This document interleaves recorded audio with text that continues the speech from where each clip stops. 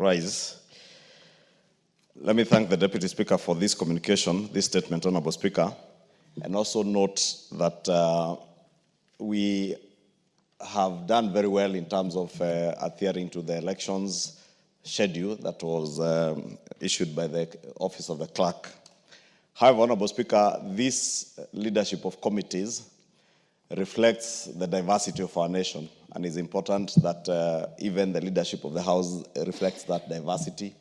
And the leadership, both on the minority side and the majority side, we had endeavored to guide the committee so that the chairs and vice chairs that they elect also reflect that diversity, both regional, ethnic diversity of our country. And Honorable Speaker, also the party strengths and conforming with the agreements that we have entered into. And I know there are two committees, Honorable Speaker, the election of the Vice Chair of the Regional Development Committee and the Committee on Implementation, where this was not adhered to, and we have agreed with the leadership on the minority side. Immediately after recess, as we had committed, we will be reconstituting some of these committees so that we ensure that we conform both with our agreements in our political coalitions, our regional and ethnic balance also. And two, Honorable Speaker, is to speak to the new chairs and those who have had the opportunity to continue serving this House as chairs. Honorable Speaker, you notice yesterday as we were in the Committee of Supply, we had only 4 chairs of committees who were there to support the supply of resources to their departments and agencies that fall under the purview of the committees that they lead.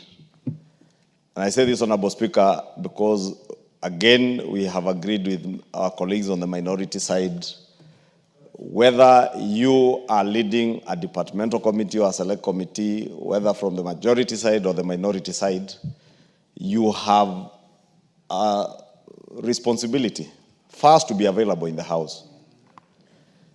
Because, Honorable Speaker, you have said numerous times, even on quorum matters, you have had to sit there and wait for quorum. Yet we have over 60 members of this House who are chairs and vice chairs. The whips don't even need to go looking for quorum. And Honorable Speaker, I know the other efforts that you have put in as the Parliamentary Service Commission, even in engagement with the Salaries and Remuneration Commission, to ensure that members are properly facilitated to be available in the House. And I want to plead with all these chairs, Honorable Speaker, to be available in the House, not just during the budget-making process, but also on ordinary sitting days. We have statements. Very often, Honorable Speaker, you have to ask the leader of majority to commit to when a statement will be answered to. And now it's become customary to say 2 weeks. And I get very embarrassed, Honorable Speaker, because at times, even when I leave the chamber, you can't even trace those chairs in the House. And it's imperative that the chairs, at least at the rise of the House at 2:30 or at 9:30 in the morning, they should and they must be in the House. And because I can see a few of them new chairs, and I must congratulate the Honorable Nyikal on his election as a chair of the Health Committee, and ask other chairs to emulate Honorable Nyikal, not just now as a chair, but as a member of this House. Ever present in the House. Ever present. And therefore, I am confident that someone like Honorable Nyikal will do very well as a chair in health because he's always present in the House. So mine was just to appeal to all these chairs, even and vice chairs, as we congratulate them. The reason why committees have a chair and a vice chair is so that if the chair is not available to chair a meeting or in the chamber, the vice chair must be there. So if you are two of you, a chair and a vice chair, you should just agree Tuesday, Wednesday, Thursday, who is in the House at what time. So that at all times, there is either a chair or a vice chair seated in the House. And I want to say this will be one of the parameters we'll use to determine whether in your performance contract as a chair or a vice chair you are performing.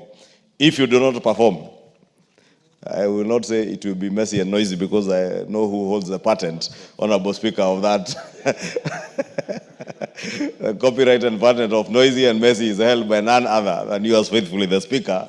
And it will not be noisy. We will quietly relieve you of your responsibility so that you allow another member, because the 349 members who are elected in this House are able to be chairs or vice chairs of committees, and they can lead. But that's why the people in their constituencies give them the confidence to elect them as members of parliament.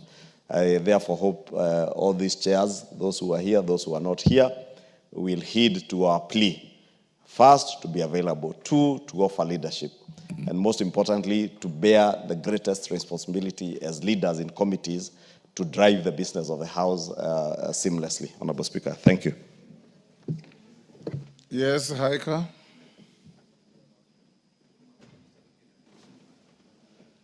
Give to Haika the mic.